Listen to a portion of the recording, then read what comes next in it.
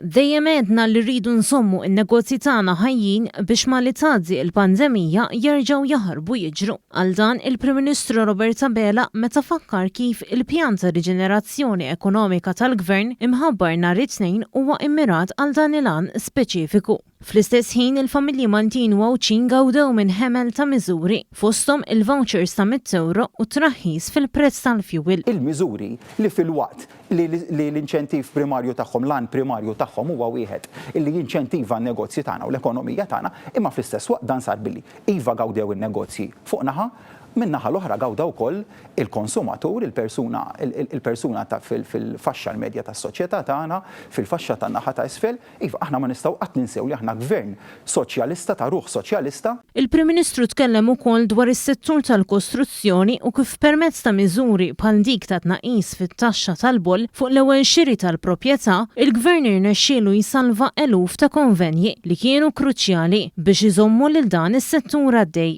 Dr. Abela qal ukoll li fil-jiem li ġejjin ser jiġu mnedija aktar miżuri biex in-nies ikomplu jidħlu fil-kapitali Maltija biex jgħinu n-negozji tal-Belt jirpiljaw. Fil-ġranet li ġejjin se nkomplu nniedu wkoll numru ta' inċentivi biex inħajru lin-nies jidħlu l-Belt biex nagħmlu niffaċilitaw id-dħul tan-nies fil-Belt fosthom dawk li jirrelataw miżuri li jirrelataw dwar trasport, dan huwa l-mod kif wieħed iħares ja sitwazzjoni unika u tagħmel gauging tal-mod kif jevolvu l-affarijiet minn ġurnata l-oħra. Il-Prim Ministru esprima s-sodisfazzjon tiegħu għal kontroll li rnexxielu jżomm Gvern Laburista fuq ir-rata ta' qatt li hija nofs ir-rata li kellu Gvern Nazzjonalista meta ma kienx hemm pandemija. Ma mmorrux nagħtu din l-impressjoni żbaljata rigward il-Labour Force Survey kif prova jagħmel il-kap tal-Oppożizzjoni darba darbtejn tlieta. Aħna l-istatistika uffiċjali tagħna turi illi żieda fil-qatt ta' persuni Maltin u Għawċin kellna biss 1600.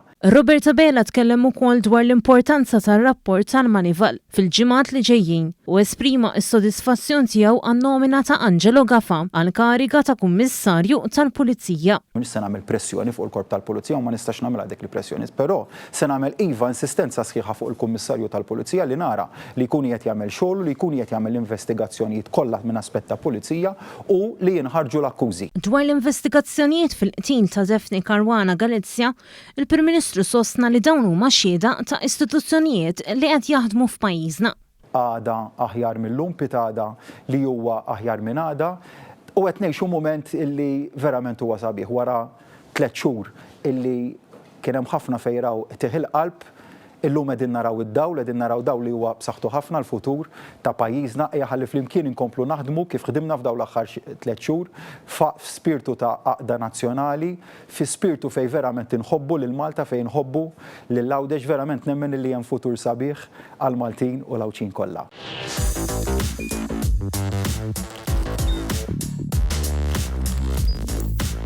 Idħol fuq one.com.mt u hemmhekk tista' tara l-programmi kollha li jxandru fuq One permezz ta' One Play.